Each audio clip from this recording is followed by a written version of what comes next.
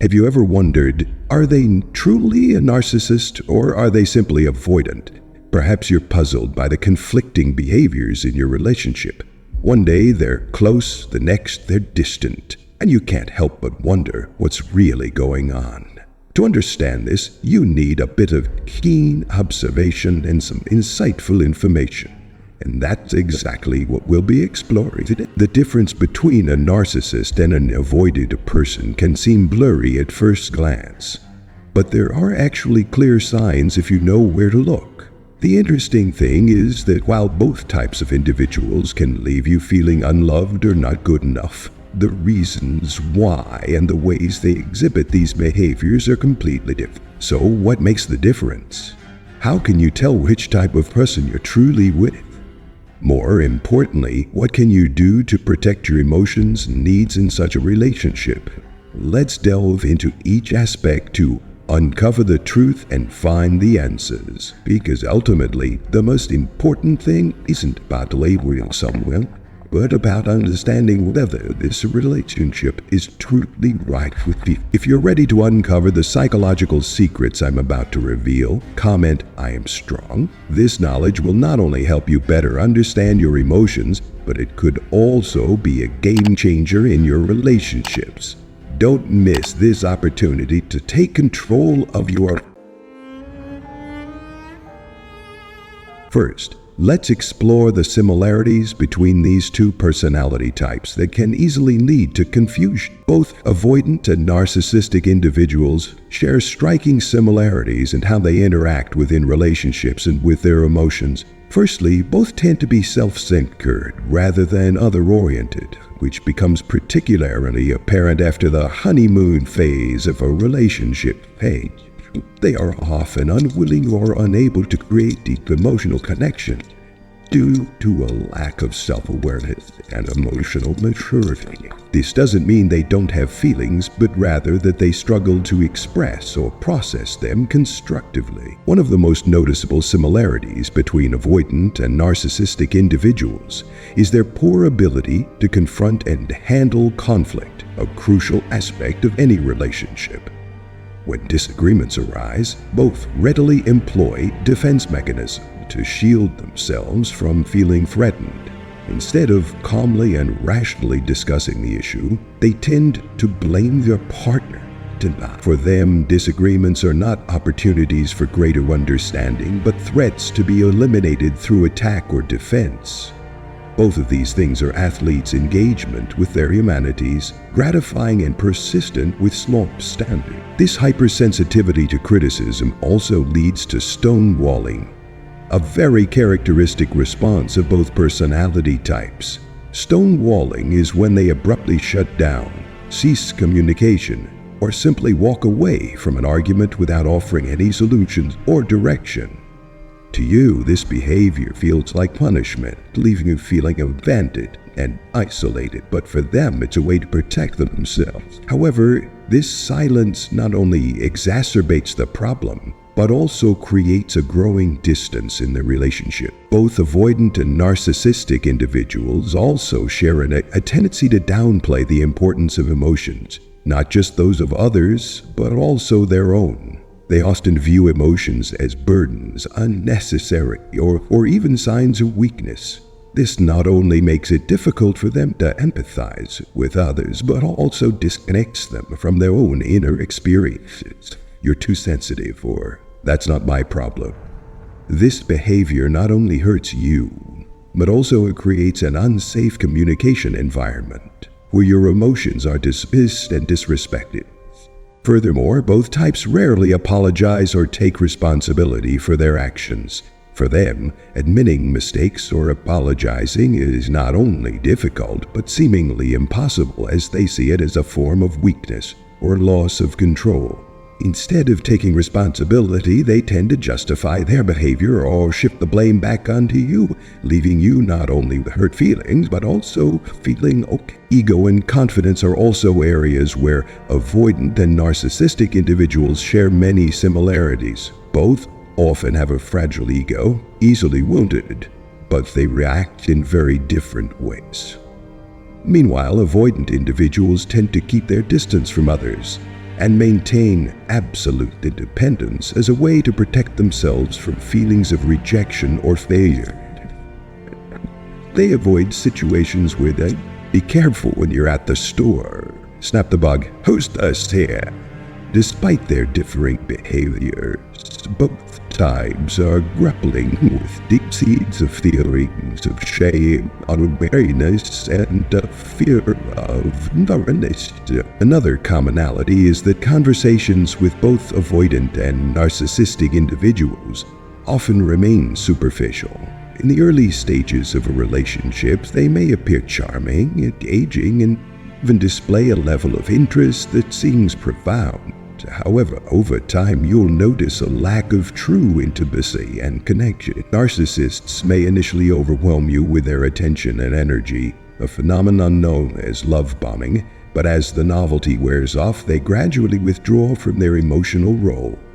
Similarly, avoidant individuals may initially appear stable and reliable, but as the relation progresses, the bottom line is that both types can leave you feeling like you're carrying the entire weight of the relationship. You may sense that if you stop trying, the whole structure will collapse. This leads to a vicious cycle. You try harder, sacrifice more, while they fail to reciprocate proportionally. This imbalance leaves you increasingly exhausted and emotionally abandoned, even when they are physically. However, it's important not to rush to label either type as the villain in the story. Though they cause pain, these behaviors often stem from deep-seated wounds from the past, such as insecure attachment patterns formed in childhood. Their inability to create deep connections is often their way of protecting themselves from deeper fears of rejection or loss. In reality, they don't truly want to hurt you, but are simply trying to survive within their own complex and fear-ridden world. But regardless of the reason, you have the right to set boundaries for yourself to ensure that the relationship doesn't harm your mental and emotional well-being. 2. The pain you endure in a toxic relationship. The pain caused by both avoidant and narcissistic personalities is a complex and deeply wounding experience. For those in such relationships, this pain may take on different forms, but the common thread is its erosion of safety, self-worth, and trust. The distinction between these two personality types lies not only in their behaviors, but also in their intentions behind those behaviors. Narcissists, particularly those diagnosed with or exhibiting strong traits of narcissistic personality disorder, often have clear intentions of controlling and manipulating the relationship. They tend to use relationships as tools to bolster their ego and assert power. In the narcissist's world, every relationship is viewed through a selfish lens. How does this serve me, and what can I gain from it? To them, relationships are not equal connections, nor are they spaces for mutual sharing and support. Instead, they are stages on which narcissists claim the spotlight. They expect and often demand admiration, attention, and submission from their partners, regardless of how unreasonable these expectations might be. The behaviors of narcissists are often driven by well-defined ulterior motives. Their goal is not merely to sustain a relationship, but to dominate and control it. They employ subtle tactics to make you feel insecure, unworthy, and dependent on them. This might include publicly shaming you, persistently criticizing minor aspects of your personality. Viewing them in, they may say things like, "You'd be nothing without me," or "Who else would put up with you but me?" These statements are not random, but are calculated to make you feel inadequate, reliant on them, and incapable of standing on your own. Another striking characteristic of narcissists is their double life. They often cultivate a flawless image in public, charming, confident, and accomplished. To outsiders, they appear to be the perfect partner, friend, or employee. However, behind closed doors, they can be cold, cruel, and controlling, frequently putting you in situations where you'll feel trapped. This duality creates the impression of living in two different realities, the one the world sees and the one you endure daily. This not only inflicts emotional harm, but also leaves you feeling isolated because others are unlikely to believe your accounts of their behavior. Narcissists are also highly skilled at manipulating your emotions to serve their goals. They may use tactics like gaslighting to make you doubt your own experiences or feelings. They might say things like, "You're just over." This is part of their strategy to maintain control. When you doubt yourself, you become easier to manipulate. Furthermore, narcissists often excel at manipulating those around them to create a circle of admiration, friends, colleagues, or even your family, who believe they're extraordinary individuals. This forms a social shield around them, where any dissenting opinions or complaints. This isolation compounds your pain, making you feel trapped in a reality that no one else seems to understand. Conversely, avoidants do not intentionally manipulate or hurt you, but that does not make their behavior any less painful. Avoidants are not deliberate perpetrators of harm, yet our actions can still inflict deep emotional wounds on their partners. It is essential to understand that their withdrawal, coldness, or lack of connection stems not from a desire to control. However, this does not lessen the negative impact their actions can have. At first, avoidants may seem like ideal partners. They might display openness, attentiveness, and a willingness to engage in the relationship. However, as the relationship deepens, it can trigger their deep-seated fears. To avoidants, intimacy is not just emotional connection, but a potential threat. It can make them feel out of control, vulnerable. These fears are often not fully conscious. When triggered, avoidance may start building emotional walls. This can manifest in behaviors such as becoming distant, avoiding meaningful conversations, or downplaying your emotions and needs. I say, think of like you're overthinking it, or it's not a big deal. One of the most heartbreaking aspects of loving an avoidant is their inconsistency. Initially, they may appear vulnerable, sharing about themselves and making you feel special. But as the relationship progresses, you may notice them gradually withdrawing. They might avoid deep conversation. However, the reality is that the change stems not from you, but from their fear or their health. Avoidants often do not intentionally sabotage relationships, but their behavior can still undermine them. They may avoid situations that require emotional sharing or facing conflict, missing opportunities to deepen their connection with you. They might also unconsciously engage in self-sabotaging behaviors, such as idolizing individual activities over the relationship, or even creating conflicts as an excuse to withdraw. To you, this may feel like they are intentionally pushing you away, but to them, it is a way to protect themselves from vulnerability. It is notable that avoidants often carry unresolved emotional wounds, typically originating from childhood. They may have grown up in environments where emotions were undervalued or dismissed, leading them to learn to protect themselves by avoiding emotional engagement.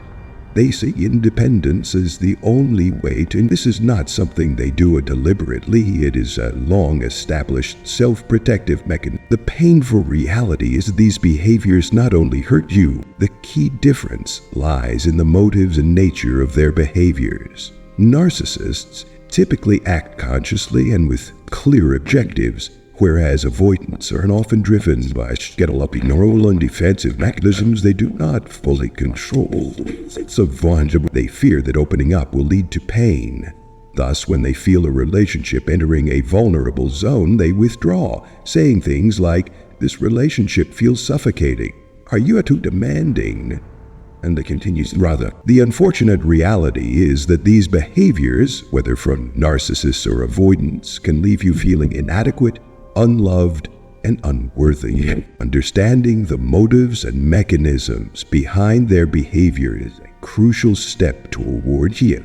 Narcissists are unlikely to change because they often do not see a problem. Realizing that these behaviors do not reflect your worth, but are manifestations of their wounds and defenses, is the first step toward retraining your confidence. 3. How to navigate and act in a difficult. When dealing with an avoidant or narcissistic partner, the first crucial step is recognizing the differences between them to respond appropriately. While both personality types can cause harm in relationships, their motives and intentions differ significantly, shaping how you should react. Avoidants do not intentionally manipulate or hurt you. They do not seek dominance or control in the relationship. Instead, these behaviors can cause deep pain, but they do not arise from hostility or a desire to manipulate. In contrast, narcissists often intentionally cause harm and seek control. Unlike avoidants who react to inner fears, narcissists use relationships as a means to bolster their egos. They often analyze you early on, exploiting your weaknesses, fears, or desires to create dependency. Narcissists not only dismiss your emotions but make you feel guilty, small, and undeserving. They provoke your emotions, push you to lose control, and then use your reactions as evidence to blame or devalue. When dealing with an avoidant, the most effective approach is to remain clear and calm while setting healthy boundaries. Avoidants typically do not intend harm, and standing your ground without attacking or blaming them can help create a sense of safety for them. However, this does not mean you should sacrifice your mental health. Remember, you cannot fix them or change their behavior if they are unwilling to confront their fears. Prioritizing your well-being and recognizing your limits is crucial. With a narcissist, the situation is far more complex. They rarely change, and trying to do so can exhaust you.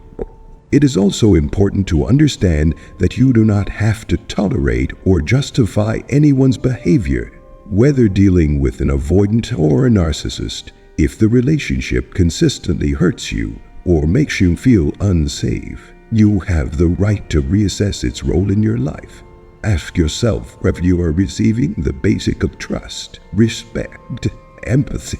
If not, choosing to leave is not self-addiction, it is an act of self-preservation. While avoidants do not intentionally isolate you from friends or family, as narcissists often do, their behavior can still make you feel lonely and abandoned within the relationship. For narcissists, isolation is a deliberate tactic to weaken your support system, whereas for avoidants it results from their inability to manage their emotions. Understanding this difference can help you make wiser decisions about acting. Most importantly, do not lose yourself in trying to sustain a relationship where you bear the majority of the burden.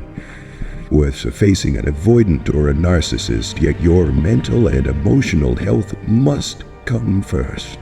A healthy relationship requires cooperation.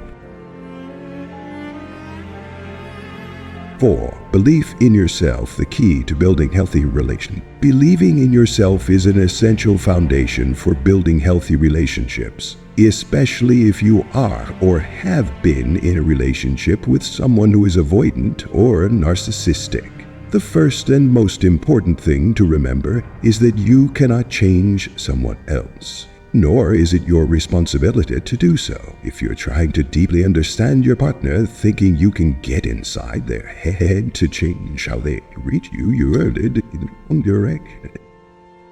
A healthy relationship is never built on one person trying to fix the other. Instead, it requires collaboration from both sides to foster trust, safety, and connection.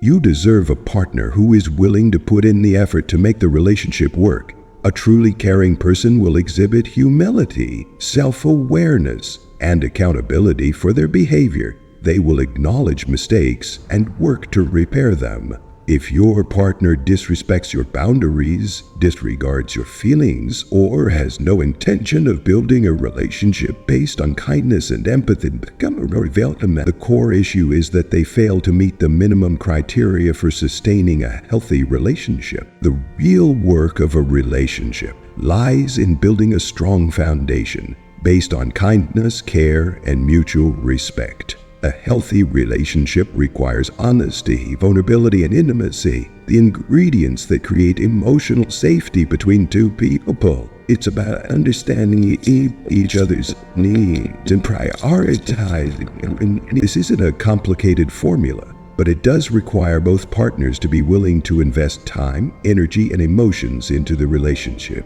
In reality, labels like avoidance, narcissistic, or any other term are not the most important factors. What truly matters is whether your partner is genuinely willing to be humble, introspective, and accountable when they make mistakes or unintentionally hurt you. Someone who loves you will not hesitate to admit without these traits, regardless of their labels, the relationship will not be sustained. Relationships cannot thrive in an environment where one person belittles or disregards the other. Arrogance, self-centeredness, or refusal to take responsibility are clear signs. This is not because you're not good enough, but because the necessary foundation for connection, trust, and love cannot be built. Every interaction in a relationship is an opportunity to either build or break it. Every word, action, and reaction either strengthens trust and connection or erodes it. Unfortunately, many people lack the humility to ask themselves, how might I have unintentionally hurt you or a relationship in the past? This simple question is a powerful sign of emotion. When both partners are committed to building trust, connection, and safety, the relationship has a chance to grow. Conversely, if only one person is making an effort, while the other is arrogant, refuses responsibility, and disregards how their actions affect the relationship, an imbalance will occur. In that imbalance, not only will the relationship suffer, but your sense of self-worth may also be damaged. When you focus all your energy on trying to change your partner, you may overlook the wounds within yourself that need healing. You may carry tendencies like codependency, anxious attachment, or low self-esteem, which make you accept inappropriate behaviors and stay in unhealthy relationships. This is not your fault, but often a result of past experiences where you learn that love must come with pain or a self-sacrifice. So ask yourself, does your partner truly value you and the relationship? Are they willing to self-reflect, learn, and change? If the answer is no, remember that you are not obligated to sustain a relationship that doesn't make you feel safe or respected. You deserve a relationship where both partners work together.